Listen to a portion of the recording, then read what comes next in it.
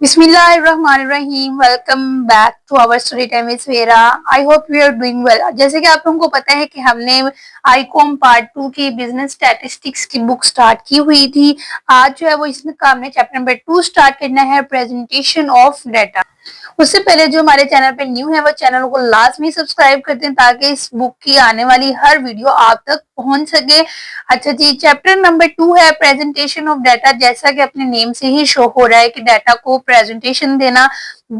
आपके हाथ में आपकी कॉपीज, पेंसिल, कैलकुलेटर्स और ये बुक होनी चाहिए और एक पेन होना चाहिए ताकि आप साथ साथ चीजों को हाईलाइट करते रहें। अच्छा जी, जैसे कि आप लोगों को अब हम एक एग्जांपल से समझते हैं। जैसे हमें कॉलेज से या यूनिवर्सिटी से कोई असाइनमेंट मिलती है, तो उस असाइनमेंट को क्या करते हैं, हम पहले रीड करते हैं।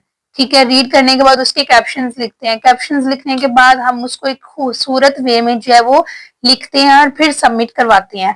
तो ये सारा काम क्या होता है, प्रेजेंटेशन का काम होता है ये सारा। ठीक हो गया। अच्छा जी, चैप्टर को जरा स्टार्ट करते हैं। तो यहाँ पर देखेंगे हम प्रेजेंटेशन ऑफ डाटा को। अब यहाँ पे जो है वो इसकी कुछ हमारे पास है वो डेफिनेशंस आ जाएंगे। हमने सिर्फ बेसिक टू बेसिक करना है। सबसे पहली जो इसकी फॉर्म है अरे फॉर्म। अच्छा, ये वो फॉर्म्स आ गई हैं जिनके अंदर हम डाटा प्रेजेंट करती हैं। ठीक है, हमारे पास मतलब कोई भी डाटा है, जैसे 1 2 3 4 5 है, तो उसको हम असेंडिंग में या डिसेंडिंग में लिखेंगे तो वो हमारे पास अरे फॉर्म आ जाएगी। ठीक है, किसी भी डाटा को असेंडिंग में या डिसेंडिंग में लिखना अरे फॉर्म है। जैसे 1 2 3 4 5 है या 5 4 3 2 1 है, उल्टा लिखना है या सीधा लिखना अरे फॉर्म है। लेकिन शर्त ये है कि डाटा का जो साइज़ है वो स्मॉल होना चाहिए। ठीक है, डाटा जो है वो हमारे पास ऐसा हो जो काउंटेबल हो, मतलब सर के बाल हैं या चावलों के दाने हैं, इनको तो नहीं हम काउंटेबल कर सकते, तो ये रे फॉर्म में भी नहीं हो सकता। क्लियर है? आगे बढ़ते हैं हम।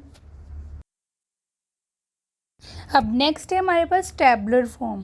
टैबुलर, जैसे आपको भी पता चल गया कि टैबुलर टेबल से निकला है, यानी कि किसी भी डाटे को टेबल की फॉर्म में प्रेजेंट करना टैबुलर फॉर्म कहलाता है।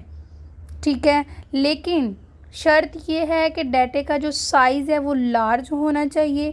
डाटा इस क्वांटिटिव हो, क्वालिटेटिव हो, टेम्परल हो, नो मैटर, यानी कि क्वांटिटिव या क्वालिटेटिव ऐसे डाटे जो काउंटेबल भी हों और अनकाउंटेबल भी हों। क्वालिटेटिव जो न्यूमेरिकल वैल्यूज़ को अटेन करता है और क्वांटिटेटिव नॉन न्यूमेरिकल वैल्यूज़ को अटेन करता है। ठीक हो गया। उसके बाद देखिए, इसमें कोई मैटर नहीं है कि डाटा हमारे पास अनकाउंटेबल है या काउंटेबल है, हम दोनों ही डाटे को इस फॉर्म में मेजर कर सकते हैं। नेक्स्ट है क्लासिफिकेशन। अब क्लासिफिकेशन ग्रुपों में तकसीम करना है किसी भी डाटे को।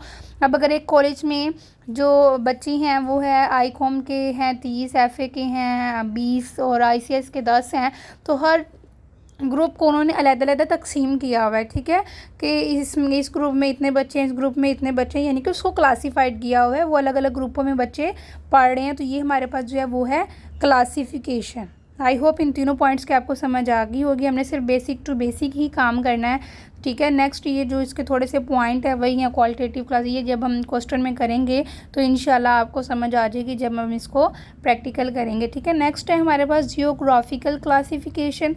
जियोग्राफिकल जो लोकेशन की बेस पे हो, यानी कि ग्राफ की सूरत में किसी भी डाटा को प्रेजेंट करना जियोग्राफिकल क्लासिफिकेशन है।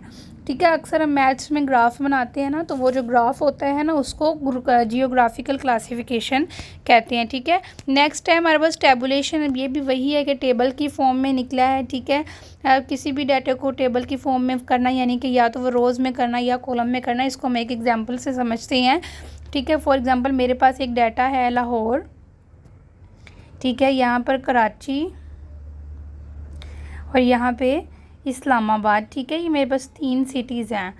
उसके बाद इनकी जो है वो प्रोडक्शन, यहाँ पे हम लिखेंगे प्रोडक्शन, यानी कि इन शहरों में कितनी कितनी प्रोडक्शन गई है। ठीक है,